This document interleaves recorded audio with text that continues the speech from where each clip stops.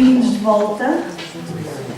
Estamos a meio da nossa tarde de conversa de ciência, quase no fim, mas ainda temos dois momentos importantes. Mais o nosso último orador do dia e a atribuição do prémio Concept, que é a parte surpresa da tarde.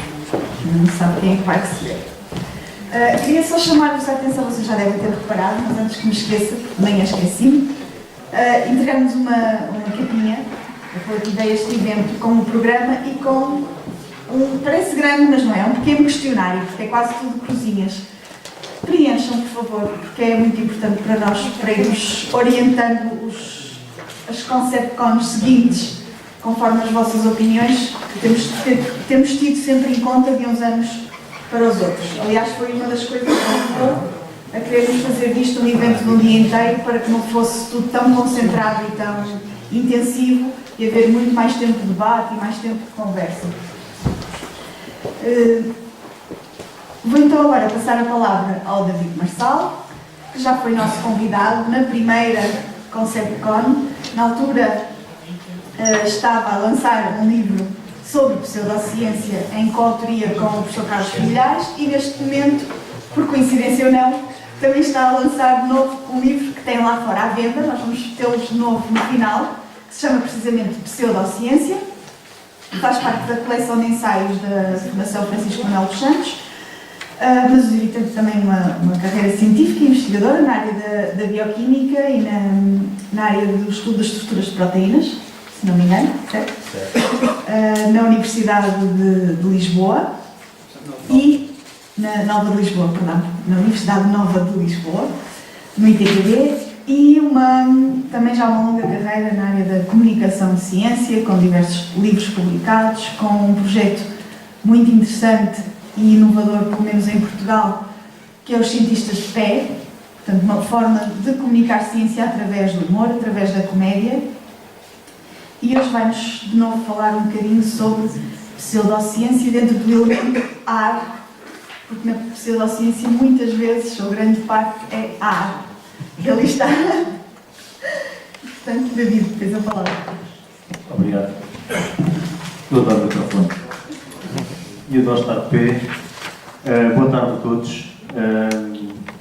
Portanto, eu vou falar do que a Diana propôs, foi de facto responder ao elemento ar com aquele ar de ciência que a pseudociência costuma dar ou procura ter, e eu gostava de me centrar nesta linha muito aérea e muito que é a linha que separa a ciência da pseudociência e que os partidários da pseudociência procuram esbater, procuram esfumaçar, procuram que ela desapareça como se fosse ar.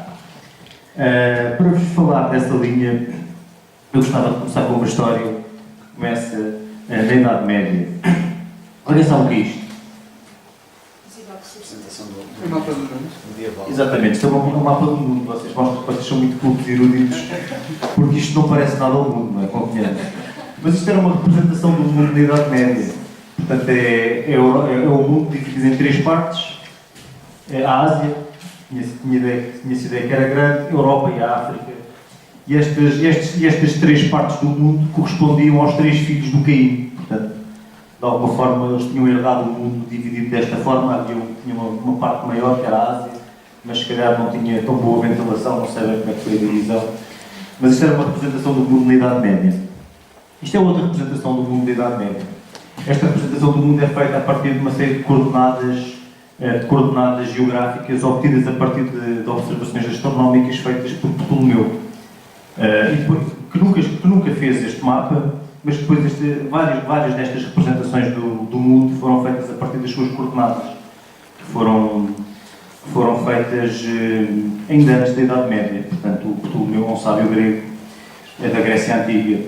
Portanto, tivemos aqui um mundo mais ou menos restrito à Europa e ao Mediterrâneo, com o Mediterrâneo fechado, e pronto, era isto que se conhecia do mundo. Isto é um outro tipo de representação do mundo, digamos assim, apesar de ser apenas de uma pequena parte. Isto eram as cartas que os marinheiros usavam para navegar. Porque os marinheiros não podiam navegar com uma bolacha que dividia o mundo em três, não é? Os submarinos que navegavam pelo Mediterrâneo usavam este tipo de representações destas cartas náuticas, que eram feitas, eram chamadas cartas com base no rumo e estima. Portanto, os pilotos, os mestres das embarcações, sabiam qual era o rumo que estavam a seguir através da bússola, estimavam a distância que percorriam e dessa forma conseguiam fazer representações da costa. Portanto, esta forma permitia fazer uma representação, embora muito distorcida, da forma da costa. E depois houve uma coisa extraordinária. Os portugueses e os espanhóis, no século XV, deram a volta ao mundo e conseguiram fazer esta representação do mundo. Esta representação do mundo tem por base dados astronómicos e uma coisa, ou seja, as latitudes são calculadas a partir de observações astronómicas, através da utilização do astrolábio náutico. Portanto, uma grande inovação da engenharia náutica portuguesa foi, de facto, conseguir ter a bordo instrumentos que poderiam fazer medições astronómicas, que podiam calcular a altura do Sol ao meio-dia e saber qual é que era a latitude. E, portanto, toda esta técnica permitiu aos portugueses e aos espanhóis darem a volta ao mundo. Portanto, os portugueses e os espanhóis, os navegadores ibéricos, não usavam mais uma vez aquelas bolachas que dividiu o mundo em três, por uma razão muito simples. Eles não queriam morrer. E então usaram aquilo que tinha origem na observação e na experiência. E graças a esta técnica, a este avanço técnico superior, conseguiram fazer estas viagens. Também na Idade Média, a ideia que nós tínhamos da fauna ou do mundo natural era diferente. Pensava-se, por exemplo, que o unicórnio era um animal tão real como o cão rafeiro da esquina. Havia só um pequeno azar de nunca termos encontrado um. Mas sabíamos que eles existiam, que eram reais. Mas como é que nós sabíamos? Estavam nos livros, estavam descritos. Portanto, eram reais. Só que houve um problema. Com as navegações ibéricas, os marinheiros não viram unicórnios. O mais parecido que eles encontraram com unicórnios foi isto. Era um rinoceronte. Só com muito boa vontade é que é parecido com um unicórnio. Portanto, no século XV aconteceu uma das primeiras linhas que separa a ciência da pseudociência. Embora no século XV ainda não existisse ciência moderna, houve um confronto entre o conhecimento baseado em figuras de autoridade, portanto, o conhecimento que tinha como origem os sábios, muitos deles na antiguidade, que é o que está deste lado. Era uma visão do mundo baseada na autoridade e uma visão do mundo baseada na observação e na experiência. E isto é uma das primeiras linhas que separa a ciência da pseudociência. A ciência baseia-se na realidade, baseia-se na observação do mundo e não em figuras de autoridade. Infelizmente, este confronto entre o conhecimento baseado em figuras de autoridade e o conhecimento baseado em... Está melhor assim, não é? Se eu falar um bocadinho mais afastado é melhor, não é? É. O conhecimento baseado na observação não ficou resolvido no século XV. Uma outra linha para distinguir a ciência da pseudociência, ou uma melhor definição dessa linha para distinguir a ciência da pseudociência, foi proposta pelo filósofo Karl Popper. Foi o que ele propôs o critério da falsificabilidade. Portanto, uma afirmação ou uma teoria, para ser científica, ela tem que ser falsificável. Ou seja, tem que haver, pelo menos em teoria, uma experiência que tenha o poder de a tornar falsa. No fundo, uma experiência que permita aferir se essa teoria é verdadeira ou não. Porque uma teoria ou uma afirmação que não haja nenhuma experiência que possa demonstrar que ela é falsa, ela não é científica. Não é científica porque está desligada da realidade. Esta capacidade de poder ser tornada falsa é aquilo que faz a sua ancoragem ao mundo natural. Vamos dar alguns exemplos. Esta afirmação, amanhã a Terra tremerá ou não tremerá. Pelo critério de Popper, esta afirmação não é científica porque aconteça o que acontecer amanhã, ela vai estar verdadeira. Não há nenhuma observação ou experiência que a torne falsa. À pressão de 100 kPa, a temperatura de ebulição da água é de 99,61 graus Celsius. Esta afirmação é científica porque realmente há uma experiência que tem o poder de a tornar falsa. Os nativos de Escorpião irão prosperar nas suas relações pessoais à quinta-feira. Esta afirmação também não é científica, como sabem, porque aconteça o que aconteça aos nativos de Escorpião, a um determinado nativo de Escorpião, uma quinta-feira, mesmo ser posto numa cela em isolamento, longe de qualquer ser humano, o astrólogo poderá sempre dizer que no longo prazo isso será benéfico para as suas relações pessoais, ou até mesmo poderá evocar a relação pessoal consigo próprio. As revoluções proletárias serão bem-sucedidas quando os regimes capitalistas estiverem suficientemente enfraquecidos pelas suas contradições internas. Isto é uma afirmação de Karl Marx, que também não é científica pelo critério da falsificabilidade de Popper. Porquê? Porque se uma revolução proletária for bem-sucedida, é porque os regimes capitalistas estavam suficientemente enfraquecidos pelas suas contradições internas. Se, pelo contrário, essa revolução proletária fracassar, é porque o regime capitalista ainda não estava suficientemente enfraquecido pelas suas contradições internas. Portanto, aconteça o que aconteça, esta frase está sempre certa. Assim como esta, todas as neuroses adultas se devem a traumas de infância. Uma afirmação que esta frase é de Freud. Uma outra linha uma outra linha para distinguir a ciência da pseudociência teve de ser traçada por um juiz norte-americano, na sequência de um caso em que se julgava o ensino das ciências da criação numa escola no estado do Arkansas. Portanto, houve uma comissão de educação no estado do Arkansas que aprovou uma lei segundo a qual as ciências da criação tinham que ser ensinadas em pé de igualdade nas aulas de ciência com a teoria da evolução.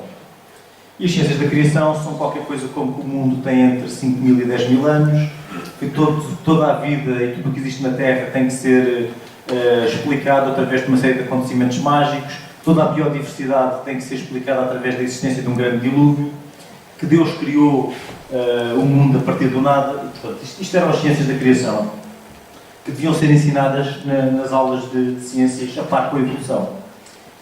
Nos Estados Unidos as coisas resolvem-se em tribunal, então houve um conjunto de pessoas que puseram o Estado do Arkansas em tribunal. Curiosamente foram grupos religiosos que puseram o Estado do Arkansas em tribunal, porque, segundo a Constituição americana, o Estado não pode favorecer uma religião em detrimento das outras. Portanto, esta visão do mundo, entendida por outras religiões, favorecia uma determinada religião em detrimento das outras. E então, neste julgamento, este juiz teve que julgar se as ciências da criação eram ciência ou não. Porque se as ciências da criação fossem ciência, tinham toda a legitimidade para serem ensinadas nas aulas de ciências a par com a evolução. Então o juiz acabou por decretar numa sentença de tribunal o que é ciência, o que não deixa de ser muito interessante. E então, segundo esta sentença, a ciência é guiada por leis naturais, tem que ser explicável de acordo com leis naturais, tem que ser verificável no mundo empírico, as suas conclusões são provisórias e não necessariamente a palavra final. E pode ser refutada. Portanto, isto acaba por ser uma alusão ao critério da falsificabilidade de Popper. E pronto, as ciências da criação, face a este critério, acabaram por não poder ser ensinadas no estado do Arkansas nas aulas de ciências, porque essencialmente não cumprem nenhum destes critérios. Isto é uma definição que eu próprio fiz de pseudociência e que é uma definição péssima. Eu vou ler. Pseudociência é qualquer tipo de informação ou atividade que se diz baseada em factos científicos, mas que não resulta da aplicação válida de métodos científicos. E esta definição é péssima, se fizermos a avaliação da qualidade das definições, porque é uma definição que não simplifica em nada o problema. Portanto, se nós não sabemos o que é pseudociência, aqui para percebermos o conceito de pseudociência, teremos que saber o que é a aplicação válida de métodos científicos, o que não simplifica em nada o problema. Mas, na minha opinião, este problema é insimplificável. Portanto, nós não podemos contornar isto. Para entendermos o que é ciência, nós temos que saber o que é a aplicação válida de métodos científicos. Portanto, é por isso que eu gosto de usar esta definição. Não sendo esclarecedora, pelo menos aponta o grande desafio da definição de pseudociência e da definição de ciência. Para esbater esta linha de ciência e pseudociência, os seus partidários socorrem-se de uma série de argumentos. Os argumentos de autoridade são os mais comuns, portanto é natural, foi muito frequente que os cientistas da NASA e uma série de gurus, quânticos ou não, sejam invocados para para conferir validade a um determinado produto, ideia ou teoria. As pulseiras Power Balance foram inventadas por um cientista da NASA. Não sei se daqui a uns anos haverá uma pulseira inventada por um cientista da ESA, o que seria um sinal de que a ESA está com high profiling. Eu acho que isso seria francamente um ótimo sinal que uma pulseira inventada por um tipo com uma camisa sexista poderia ser.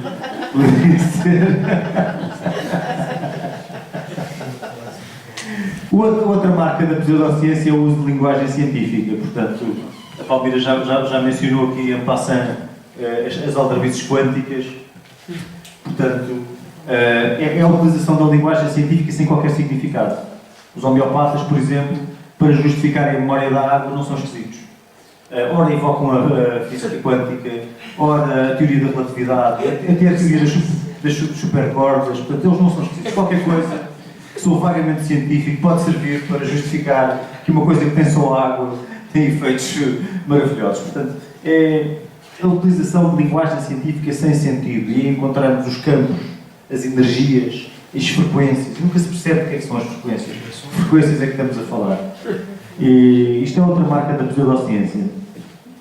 Aliás, eu diria assim como regra de bolso, pseudociência. Se houver um cientista da NASA envolvido, se houver energias no plural, à partida é muito provável que seja pseudociência.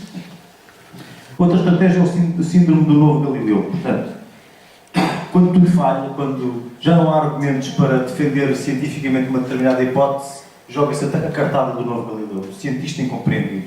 Toda a gente quer esconder aquilo que eu descobri. Eu sou um cruzado em prol da verdade. Estou a ser uma vítima do sistema e da opressão conservadora, tal como foi Galileu. Isto pode parecer absurdo, mas resulta muito bem. Um caso tragicamente de sucesso é o caso do Andrew Wakefield, um médico inglês que publicou um artigo, penso que em 1998, numa prestigiadíssima revista médica, em que defendia que havia uma ligação entre o autismo e a vacina tríplice. Esse artigo era uma fraude absoluta, mas foi levado em ombros pela imprensa inglesa e por muita gente, e comparado a Galileu, portanto era o único que estava sozinho contra o sistema, a dizer que afinal era a Terra que se move, não sei o quê, mas teve consequências muito graves porque alimentou o exército do movimento anti-vacinas durante muito tempo.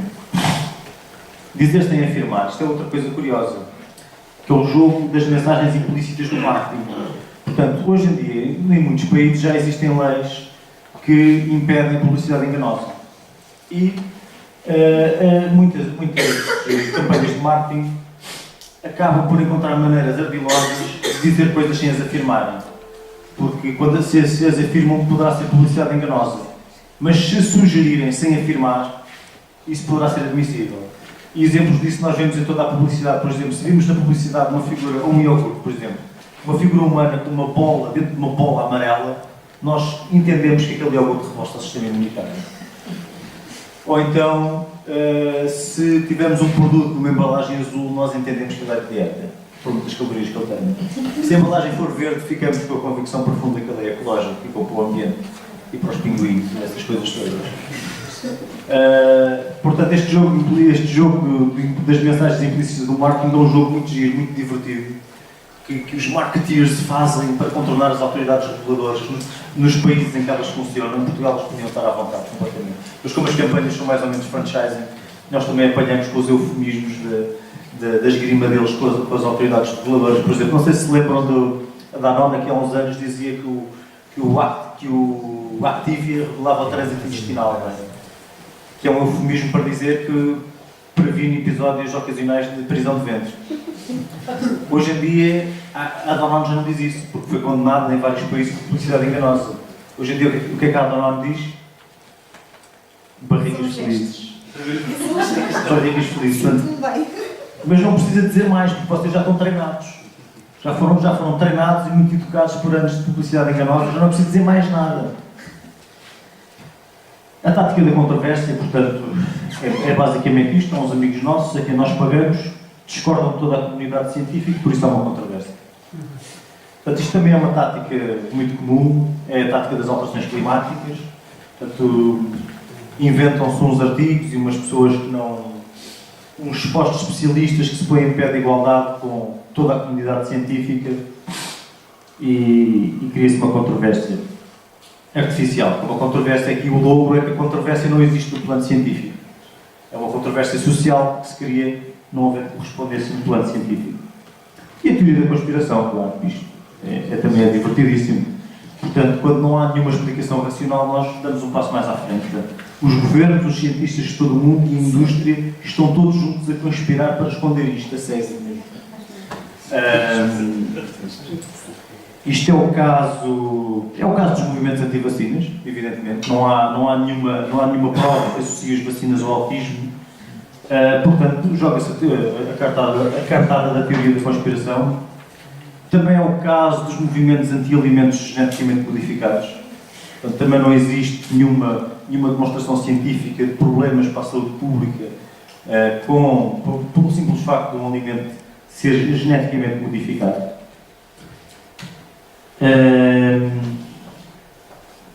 E o outro, regular e legislar. Portanto, isto é a cereja em cima do bolo. Está reconhecido por lei é porque tem validade científica. Afinal, os políticos são gente inteligentíssima e nada influenciável. E as terapias alternativas têm tido um grande sucesso nesta sua cruzada legislativa ou regulamentar, que em Portugal apenas começa a dar os primeiros passos. E que de facto confere uma aura de credibilidade aos produtos, às terapias alternativas. É mais um argumento de autoridade, é um argumento de autoridade adicional. Depois outra, confundir testemunhos pessoais com ensaios clínicos. Apesar de não haver ensaios clínicos que o provem, o meu primo experimentou e agora não quer outra coisa. Isto pode parecer patético, mas este argumento é dos mais difíceis de debater. Isto é difícil. Eu tenho amigos meus, inteligentíssimos, que compreendem o que eu digo, compreendem quando lhes falo dos princípios da ciência, dos ensaios clínicos, grupo de controle, ensaios de regulamento às cegas, etc., significado estatístico, tudo isto é muito complicado de explicar. Depois dizia, está bem, mas comigo resultou, não quer saber. E diz, está bem, então estou feliz por ti, estás à vontade, mas isso não quer dizer que tenha validade científica, percebes? Mas não é tão evidente. Para a maioria das pessoas, se conhece 3 ou 4 casos em que resultou, é uma coisa muito forte. Nós somos muito influenciados pelas nossas redes sociais. Há estudos, por exemplo, de viralidade. Nós aderimos ou não a um determinado conteúdo viral, tem muito a ver não só com o conteúdo daquilo que é partilhado, mas com quem partilha. Portanto, e ter este tipo de apoios sociais, de casos que nós conhecemos e que são próximos, é um argumento muito difícil de combater. Depois também é este, mesmo que não resulte, qual é o mal? Que mal pode haver em trocar tratamentos com efeitos devidamente avaliados por cenas maradas? Realmente não posso imaginar, mas há de facto esta ideia de que existe uma certa inocuidade em certo tipo de tratamentos, nomeadamente medicinas alternativas, por serem naturais, etc. Quando isso nem é verdade. Existem, como já falámos, produtos naturais com efeitos bastante perigosos e nomeadamente mal avaliados. Outra estratégia é vender ideias de senso comum como grandes inovações, como descobrir que comer fruta e legumes é bom para a saúde, seguir o meu programa de 10 passos vai sentir-se muito melhor. Isto também é um tipo de paciência. Talvez das mais parvas, mas que de alguma forma existe. A ditadura do engraçadismo, com que nós nos deparamos nos jornais diariamente, que é uma representação da ciência distorcida, que é a ciência como um conjunto de curiosidades avulsas e desconexas. Que importa se isto é verdade, isto é imensa piada. E retrata a ciência. Isto é o título de uma notícia real do jornal, de um jornal. Homens que cuidam dos filhos têm os testículos mais pequenos. Tem tudo. Tem sexo, tem sexismo, quer dizer, é tudo bom. Tem referências genitais. Não necessariamente Correio da Manhã. Já não lembro onde é que tirei isto, mas isto é científico. Isto podia ser praticamente em qualquer jornal. No público não, porque tem jornalistas de ciência, porque estas notícias normalmente são escritas por jornalistas que não são especializados em ciência, mas que também fazem uma perninha na ciência. E isto é muito pernicioso, porque isto acaba por contribuir para criar uma representação da ciência como uma espécie de caixa negra delirante, onde tudo é possível. E isso é o terreno fértil para a pseudociência. Se é possível isto, que os homens que têm testículos mais pequenos porque cuidam dos filhos, tudo é possível.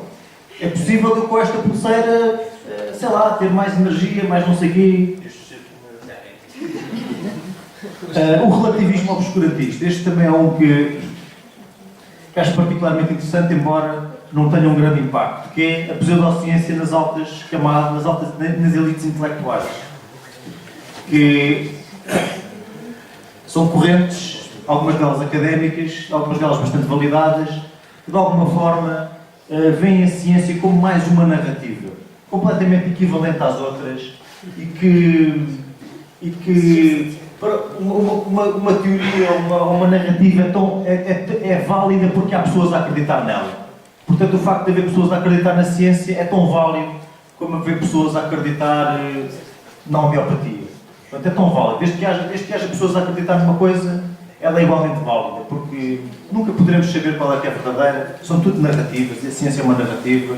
E a última análise da ciência até é uma narrativa machista, que é feita por homens há não sei quantos séculos, etc. Eu chamei isto de relativismo obscurantista. E eu acho que isto só é verdade se viver ou morrer for igual. Esta narrativa, eu penso que não é natural para um ser vivo como nós viver ou morrer ser igual. E agora, gostávamos de falar um bocadinho mais em detalhe da questão da regulamentação das terapêuticas não convencionais em Portugal. Não sei se às vezes há um bocadinho de dúvida sobre o que é que devemos chamar estas coisas. São terapias alternativas, são terapias complementares, são medicinas tradicionais, etc. Em Portugal chamam-se terapêuticas não convencionais, ficam a saber. A Palmeira já falou um bocadinho, mas eu gostaria-vos também, sem me alongar muito, já estou quase a cumprir a minha meia hora, gostaria de vos contar um bocadinho da história desta legislação. Começando em 2003, quando foi publicada a primeira lei do enquadramento base das terapêuticas não convencionais. Portanto, houve uma série de audições e de consultas, o Parlamento criou um grupo de especialistas, que incluiu uma série de médicos convencionais e de malucos, que andaram lá a batatada durante uns tempos e no final produziram isto, a lei de enquadramento de base das terapêuticas não convencionais. E o que é que são terapêuticas não convencionais? Consideram-se terapêuticas não convencionais aquelas que partem de uma base filosófica diferente da medicina convencional e aplicam processos específicos de diagnóstico e terapêuticas próprias. Atenção, processos específicos de diagnóstico.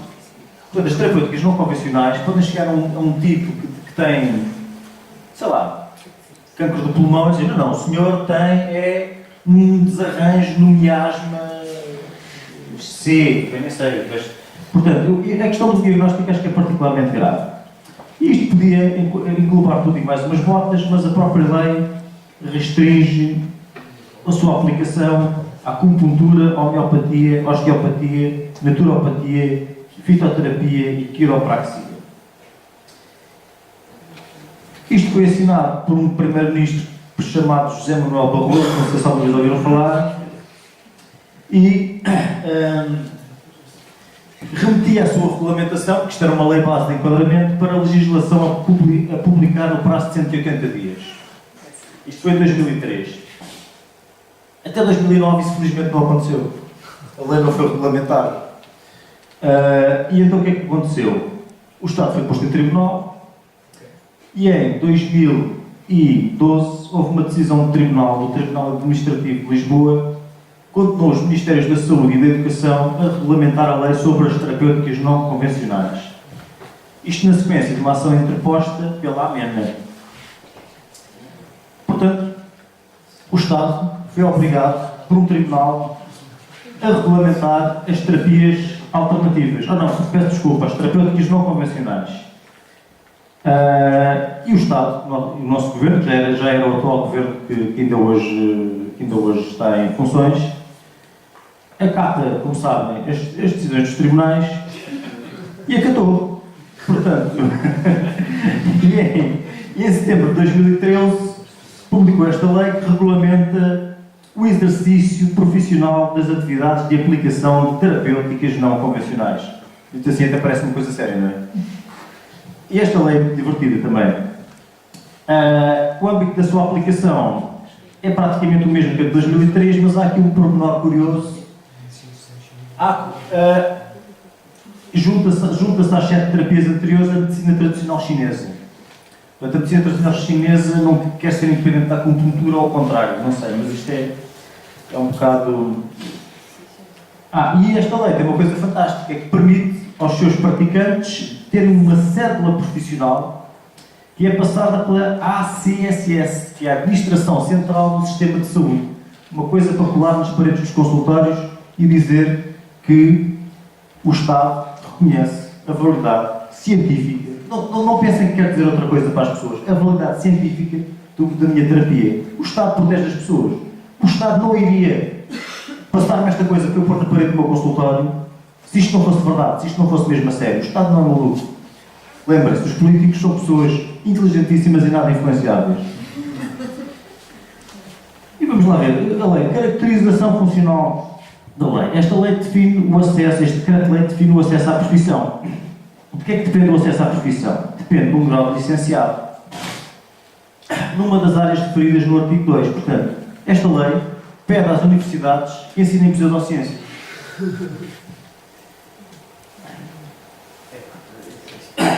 Portanto, quais são as condições para obter esta cédula profissional?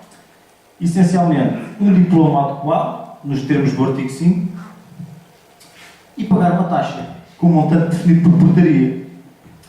E são precisamente essas portarias a que a Palmira já fez referência. Portanto, estas portarias vieram muito recentemente, tão fresquinhas, saíram do Diário da República a 8 de outubro, e como o mal nunca vem só, a Palmira falou da 207C, mas o mal nunca vem só, e o C dá logo a entender que aquilo não é a única coisa. Há o A, pelo menos o A e o B.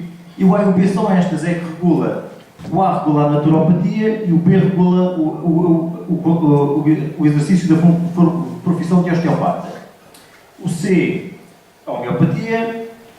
O D, o quiroprático. O E, o fitoterapeuta. E o F, o acupuntor. E a piste de resistência, o G, regula o especialista em medicina tradicional chinesa. Eu acho fascinante porque um tipo pode estar habilitado a ser especialista de medicina tradicional chinesa, mas não da acupuntura, e vice-versa. É uma curiosidade irrelevante quanto a mim, mas acho interessante este apartheid entre as duas coisas. E passeando um bocado no conteúdo da lei, e também fazendo um pouco o que fez a Palmira, o que é que diz a lei? Por exemplo, a naturopatia consiste numa abordagem holística, energética e natural do ser humano, através de métodos de diagnóstico, prescrição e tratamentos próprios, assentes em axiomas e teorias específicas. Isto tem uma característica interessante, que é não quer dizer rigorosamente nada. E está na lei. Quanto à homeopatia, não sei se alguém tem alguma dúvida, mas os princípios teóricos em que se baseia é a lei da semelhança, o princípio da duração da cura, o princípio do remédio único, a teoria da dose infinitesimal e a teoria da doença crónica. E se ficaram com dúvidas, a homeopatia trata as doenças com medicamentos que numa pessoa saudável produziriam sintomas semelhantes da doença. Portanto, aquilo que é pseudociência pura, que não tem qualquer apoio em ensaios clínicos ou nas bases da física e da química que nós conhecemos, está publicado em Diário da República. Portanto, o Diário da República, neste momento, pode ser citado em artigos que queiram justificar a homeopatia, dizer a homeopatia, de acordo com os seus princípios, depois uma referência, e é o Diário da República, 8 de agosto, 8 de outubro, não sei o quê. Mas vamos continuar. Fitoterapia tem uma concepção holística, energética e natural do ser humano e métodos de diagnóstico, prescrição e tratamentos próprios assentes em axiomas e teorias específicas. É igual, não, isto é fitoterapia. A acupuntura. A acupuntura está assente também em axiomas e teorias que utilizam a rede dos meridianos, pontos de acupuntura e zonas reflexológicas. Portanto, também tudo coisas muito, muito dignas e que, absolutamente científicas. E lá está, também é uma terapêutica com uma concepção holística, energética e dialética do ser humano. E aplica processos específicos de diagnóstico. Eu reforço sempre esta ideia, as terapias alternativas aplicam processos de diagnóstico próprios. Portanto, elas podem inventar doenças, podem dizer que as doenças que os pacientes têm não são aquelas que os pacientes foram diagnosticados. Portanto, as terapias alternativas podem mascarar doenças graves, porque elas podem fazer diagnósticos. A medicina tradicional chinesa tem uma concepção holística, energética e dialética do ser humano, mas desenvolve-se e implementa planos de tratamento utilizando os exercícios de Qigong e Tai Chi terapêuticos e outros para melhorar a função e tratar as desarmonias energéticas. Desarmonias energéticas, entre aspas. Coisa que eu não serão verdadeiras desarmonias energéticas. Eu fico muito curioso. E pronto, isto é assinado por dois secretários de Estado. Um do ensino superior e outro do adjunto do Ministro da Saúde. Um é um químico, catedrático de Química, e outro é um médico, hematologista. Eu julgo que ambos saberão que isto é uma treta, que isto é tudo uma treta. E não sei como é que conseguem pôr aqui o nome deles. Mas de facto há uma esperança na lei, como apontou a Palmeira, e a esperança na lei é que ela seja cumprida à risca. E em todos os decretos-leis há estas diretrizes, portanto, encaminhar o cliente sempre que necessário para o profissional de saúde melhor habilitado a tratar a situação do mesmo. Ora bem, isto faz dos terapeutas não convencionais meros recepcionistas. Portanto, esta é a esperança na lei. E qual é o problema disto? O problema disto é que isto é só o começo. O problema disto é que isto é só o começo, como devem imaginar. Isto tem sido uma batalha, um avanço lento, que começou com uma grande luta desde 2003, que agora culmina com a publicação destas portarias, mas que não acaba aqui. Estas portarias não só estimulam as universidades a terem ofertas em pseudociência, coisa que já aconteceu. A Faculdade de Farmácia já fez um ensaio dessa oferta, estando a oferecer neste momento um curso avançado em medicamentos homeopáticos. Portanto, o corolário natural disto, a partir deste reconhecimento dos profissionais das terapias alternativas, será a sua luta para o reconhecimento do Serviço Nacional de Saúde, a sua inclusão no Serviço Nacional de Saúde e a sua comparticipação. Portanto, isto serão os passos lógicos seguintes. E aqui deixo-vos um vislumbre do que será essa batalha nos próximos tempos. Isto é uma proposta de lei da alteração ao Orçamento de Estado que está agora em discussão, apresentado pelo Bloco de Esquerda, e que pede ao rigor de vários artigos a isenção de IVA para várias situações, nomeadamente as prestações de serviços efetuados pelos profissionais de acupuntura, fitoterapia, homeopatia, medicina tradicional chinesa, naturopatia, osteopatia e quiropraxia. Portanto, esta escolha não é aleatória, evidentemente eles fazem o pedido de isenção de IVA para as terapias cujas profissões estão regulamentadas. Portanto, esta regulamentação é altamente perniciosa, na minha opinião. E porquê é que é? Por um lado, porque é um argumento de autoridade. É algo que permite apresentar como validadas pela ciência coisas que nenhuma validação científica tem. Por muito que digam que isso não é isso que significa uma disposição legislativa, é assim que é entendida. É mais um argumento de autoridade, tal como ser vendido em farmácias, tal como haver colégios de especialidade de homeopatia em certos países, todo esse tipo de coisa. Por outro lado, esta lei não resolve problema nenhum. Poderíamos entender, como se calhar algumas pessoas podem entender, que já que isto existe, um bocado à semelhança de outras coisas, já que isto existe, o melhor é regulamentar para que possa acontecer em melhores condições. Mas isso também não é verdade, porque esta lei não protege em nada os pacientes, em nada. Porque os terapeutas alternativos continuam a poder fazer diagnóstico, por exemplo. Não há nada que possa que fique de fora e que possa levar, possa proteger os praticantes, digamos, a população destas práticas. E o argumento, francamente, o argumento de que devemos regulamentar uma coisa porque ela é uma inevitabilidade social, para mim é um argumento que não presta para nada, não cola. Por esta ordem de ideias, vamos regulamentar a violência doméstica.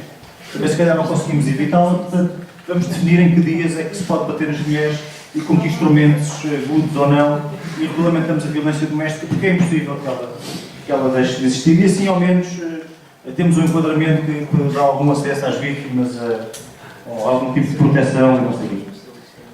Portanto, eu termino assim e dizendo que há que continuar, há que não desistir, como é exemplo neste encontro, que,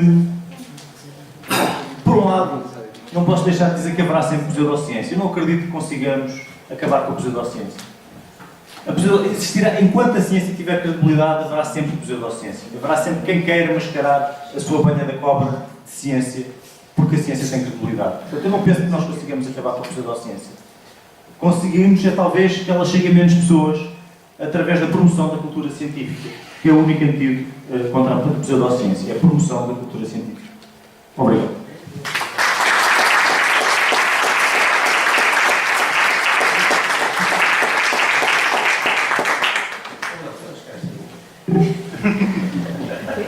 Abrimos o tempo de perguntas.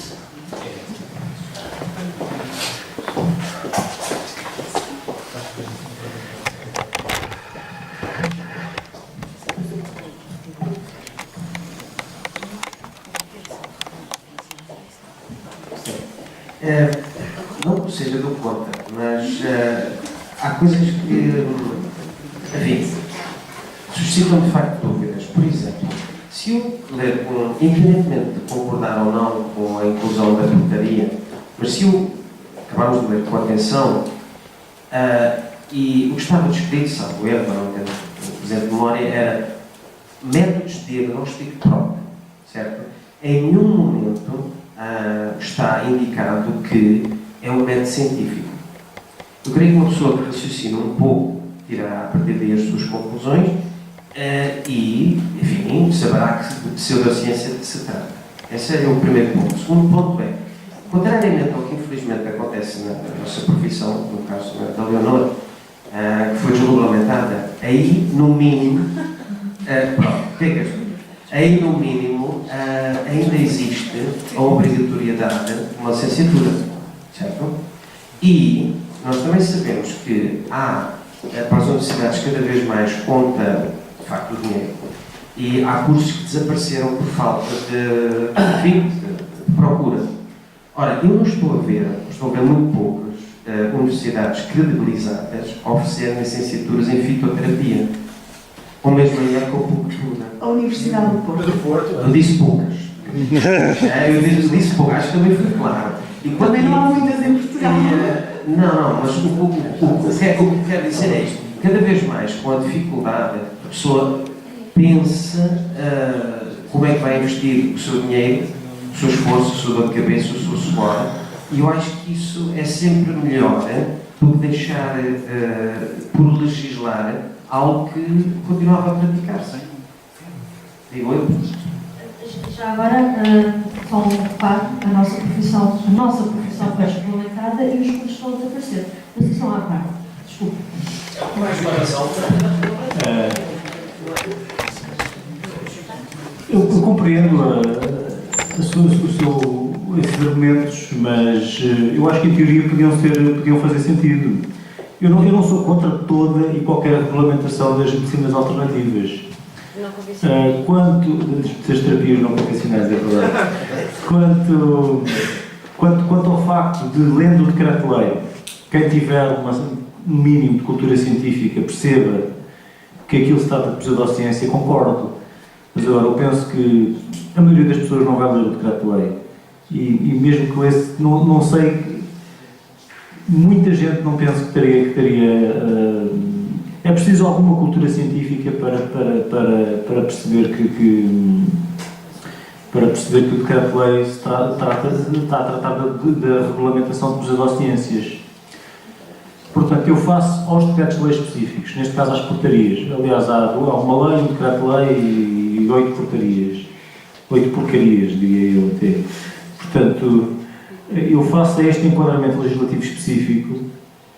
Eu vejo, apesar de teoricamente poder perceber os argumentos pragmáticos, no fundo, argumentos pragmáticos de redução de riscos ou de algum tipo de garantia, eu não vejo isso neste caso concreto. Portanto, o que eu vejo são uma emissão vejo várias coisas negativas. Vejo a indução a que um ensino superior,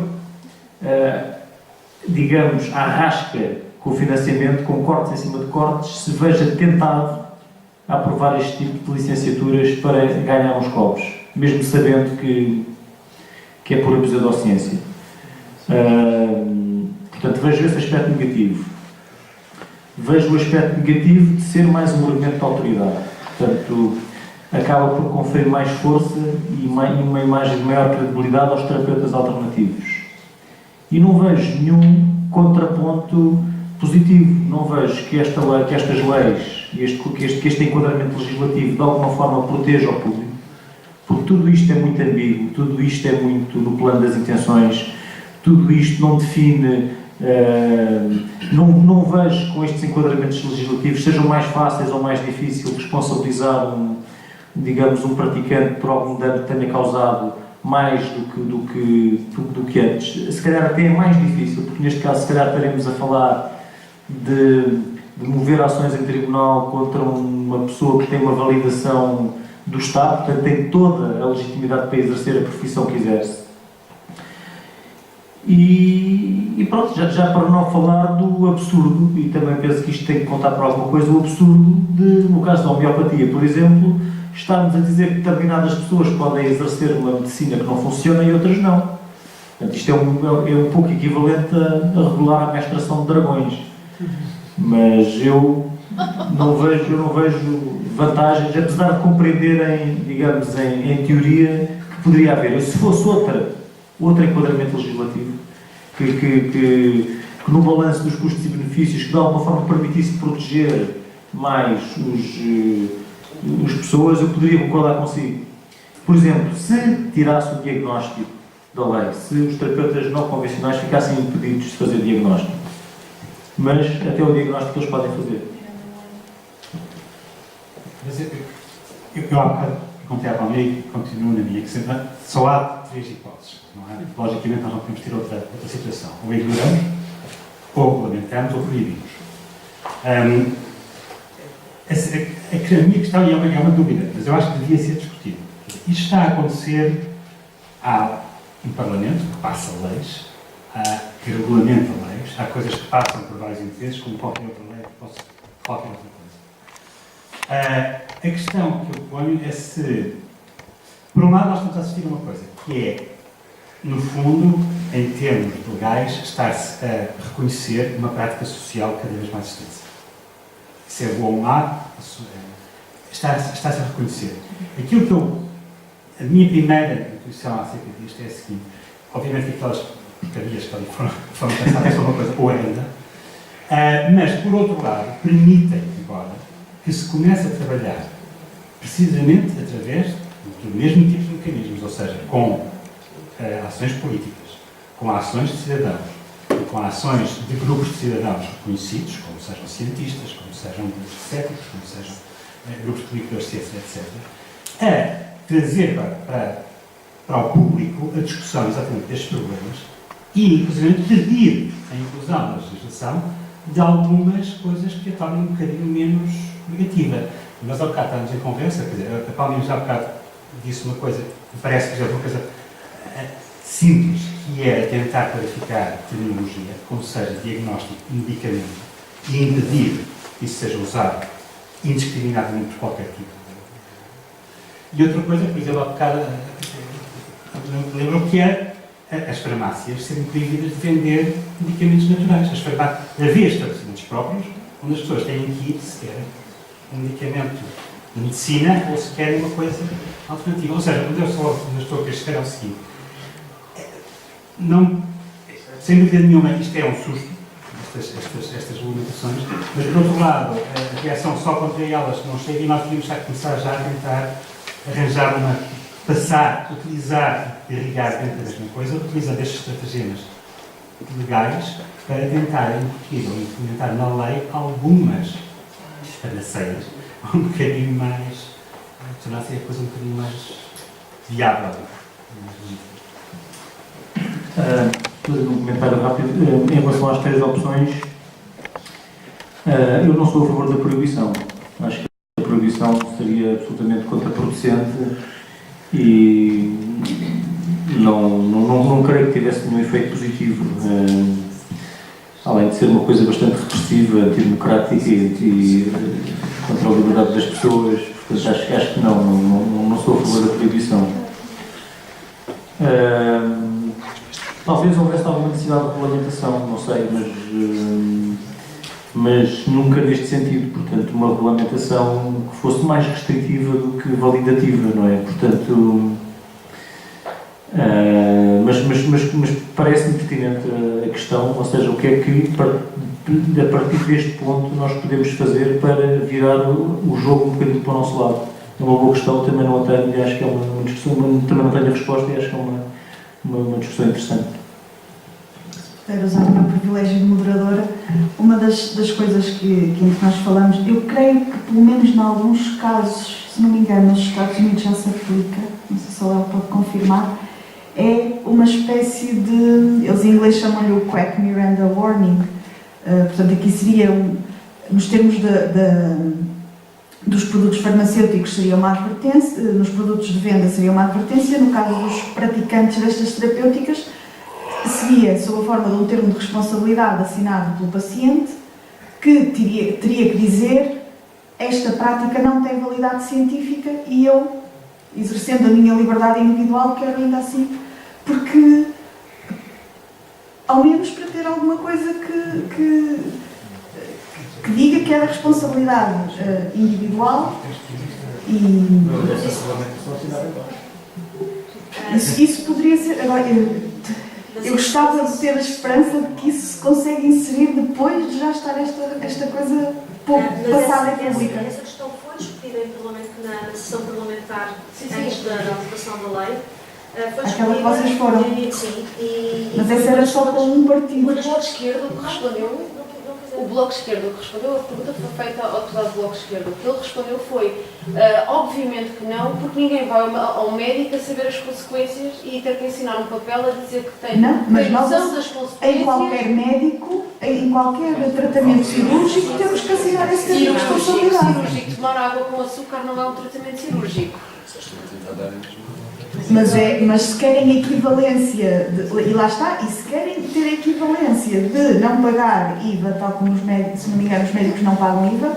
Sim, o que eu estou a dizer é... Se querem ter a mesma equivalência, então tem que ficar sob a alçada da ordem dos médicos e então tem que ter o mesmo código deontológico. E isso não querem, pois. Já agora, eu tenho duas questões relativamente à legislação. Primeiro, em relação às licenciaturas, não sei se poderia voltar àquele slide em que o artigo refere que os praticantes têm que ter as licenciaturas escritas no artigo 2, se não me engano. Depois acho que não chegou a mostrar esse artigo. O artigo é este. Grau de licenciado, passar. O artigo 2 é este. Portanto, o artigo 2 é o que define as áreas de atuação, que é a acupuntura, fitoterapia, não sei o quê. E depois aqui, o grau de licenciado nas áreas referidas no artigo 2. Portanto, é uma licenciatura em homeopatia, uma licenciatura em acupuntura, uma licenciatura em fitoterapia, ou em não sei o que natural, ou em naturopatia, que acaba por englobar isto. Quantos cursos ou quantas licenciaturas existem para cada uma delas? Já existem uns quantos? Existe uma universidade, eu acho que é a Universidade de Medicina Tradicional Chinesa. O curso é acreditado em Lisboa. Existe para todas. Não. Segundo a Palmeira não é homologado, mas eu vi há dias no IPP, portanto no Instituto Politécnico do Porto, já tem oferta de licenciaturas em homeopatia, em fitoterapia, eram umas 4 ou 5. Eu confesso que fiquei tão chateada que fechei a página e não vi o resto. E a pós-graduação no Instituto de Ciências Biomédicas. Há uma série de gente que tem consultórios abertos e quer a sua célula profissional e vai ter que fazer uma licenciatura à pressão. Penso que não vai. Eu penso que nós temos de exceção nessa lei que permite que quem já está a exercer. Não, é verdade, isso é verdade. Ou seja, qualquer cursinho de 2 tardes sair numa universidade qualquer, por exemplo, já dá esse grau. abre um mercado para este tipo de coisas. E é um mercado lucrativo, porque este tipo de coisas tem procura. Portanto, o investimento, eu diria que, em termos puramente pragmáticos, acho que uma licenciatura em fitoterapia é um bom investimento de carreira. Só interrompendo uma coisa. Isso aí, penso que obriga é um seguro. Eu gostava de saber se há de facto companhias de seguros que façam seguros e em que condições. Ou seja, o que está coberto por esse seguro? Sim, já eu tive a ver seguros de saúde há pouco tempo e havia a opção de inclusão de terapêuticas não convencionais. Eu não digo desculpa, eu não digo um seguro para o utente, eu digo um seguro para o risco associado ao exercício da profissão. Ou seja, o profissional tem que ter um seguro. E esse seguro existe? Não, é um seguro profissional. É um seguro profissional. É um seguro.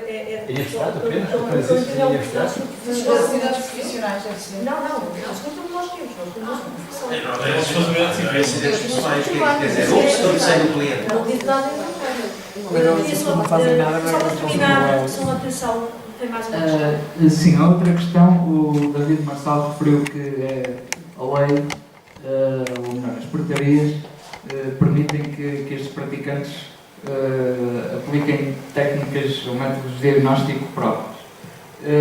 Mas pelo que eu percebi, isso aí, essa expressão estava na definição, estava no artigo que continha a definição de cada prática. Eu não sei se depois os artigos seguintes, ou o resto da portaria, permite ou não que apliquem de facto essas técnicas.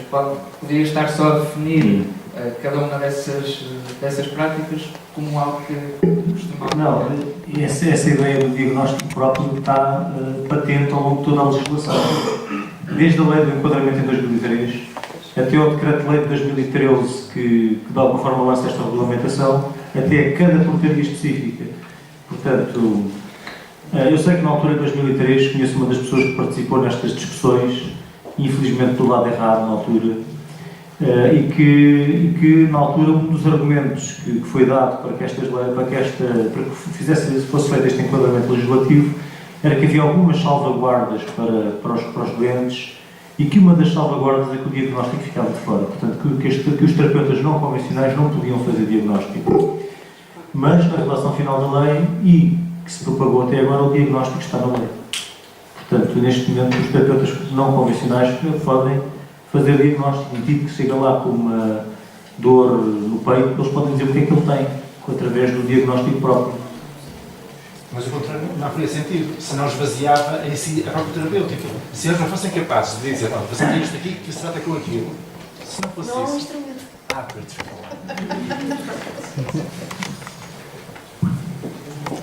Se isso não fosse assim, esvaziava o próprio exercício da profissão. Ou seja, eles têm que ser capazes de, perante o indivíduo que lá chega, fazer ou simular uma prática qualquer, ou meios de diagnóstico que levem a que eles digam, olha, você tem isto aqui, trata-te aqui com aquilo e volta aqui uma semana, que é para eu ganhar mais outra consulta.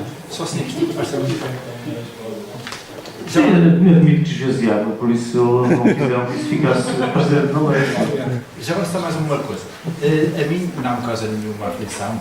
Quer dizer, causa alguma, mas não tanto como isso. Porque isto aqui fica regulamentado. Porque o que havia até agora era um vazio legal. Não, ou seja, qualquer pessoa, até eu, podia abrir um consultório e dizer que fazia aquilo. Sem mais nada. Enquanto que se eu disser que sou médico, aí já havia um crime de usurpação de funções. Neste caso aqui não. Porquê? Porque não havia nada que regulamentasse. Nem era legal, nem era ilegal. Estava ali assim num limbo que ninguém sabe muito bem o que é. E isso é assim como, por exemplo, com o arrumador de carros. Antigamente havia arrumadores de carros aí por todo lado, até que houve uma lei que estabeleceu que para isso era necessário haver uma licença e uma área definida, etc. Não é que isso valha de muita coisa, mas ao menos faz com que quem não cumpre com aquilo e quem não tem licença não pode fazer aquela atividade. Neste caso será a mesma coisa. Todos deviam ser presos, todos os arrumadores de carros. Que não devia haver sequer condução de licença. Aqueles senhores estão a agir com ação. Quer dizer, eu mesmo. Não podemos assim. O Hugo estava assim mais. Posso usar também nos privilégios. A mim o que me preocupa é só em relação a que tipo de formação é que eles têm. Porque uma coisa é ter licença para arrumar carros, outra coisa é ter licença para diagnosticar um mal que possa ter ou não ter. Olha, mas está claro aí. porque estaríamos membros do governo responsáveis pela área da saúde e ensino superior. Conseguinte, será sempre Eu não confio, o governo a sancionar? não confio nisso. Isso já é outra história. Porque não, é assim, se eles vão, por que razão é que são estas 6 que foram aprovadas e porque é que não foram, certo? E porque é que não foram outras? Porque é que colocam fitoterapia, que por acaso até tem algum grau de plausibilidade, ao lado da homeopatia, por exemplo? Qual foi o critério? Qual foi o critério que levou a a seleção destas terapias? Porquê que a medicina quântica não está lá? Quanto a isso, estamos de acordo. Agora, já disse um ponto atrás também foi importante, que é que até agora qualquer exercia. E assim, mal ou bem, há um mínimo, e mais vale um mínimo do que nada, de controle. Não, é que agora todos se podem dizer doutores. Não podem, têm que fazer a dita de licenciatura que é sancionada precisamente por... E ao dizerem, ao usarem a palavra doutor, automaticamente a pessoa associa à medicina. Não, Desde que sejam licenciados, doutor. Em Portugal, as licenciados são doutores. Não tem que dizer, mas está a ser doutor Fernando Paulo não oral. Eu só acho que esta questão da legislação é uma questão muito mais profunda que tem a ver com a questão que é do âmbito da filosofia política, que é qual é o papel do Estado. E o que está aqui a acontecer não é aquela ideia do Estado que tu dizia, do Estado que protege as pessoas, é uma visão do Estado. O Estado enquanto protetor das pessoas, enquanto promotor de boas práticas ou de boa cidadania. Temos aqui uma visão do Estado liberal. Estado... Eu falei disso como ideia que se tem, não como ideia do Estado laico. Sim, mas nós temos a ser a vários níveis, não é só aqui. Portanto, esta ideia, o Estado está, no fundo, a ser um bocado laico em relação a tudo, já não é aquele laicismo religioso. Bem, se temos aqui visões, mundivisões diferentes, as tais metanarrativas, temos a metanarrativa científica, temos as terapias, etc., vamos dar igual validade a todas, porque não é papel do Estado estar a decidir. Obviamente eu discordo disto. Mas isto é um problema que está a acontecer a vários níveis, não é só aqui. E é muito por causa disso, portanto, do que tu chamas o relativismo obscurantista, que está em vários níveis, que nós estamos cada vez mais, enquanto cientistas, enquanto céticos, a ter que enfrentar este crescimento e esta aceitação, não só na sociedade como em termos legislativos, da pseudociência. Depois vai ser a última pergunta. Eu só digo que no meio deste Estado liberal que deixa tudo acontecer, o único reduto é a Assunção Cristas, que queria aumentar o IVA da fast food e dos produtos que fazem mal à saúde.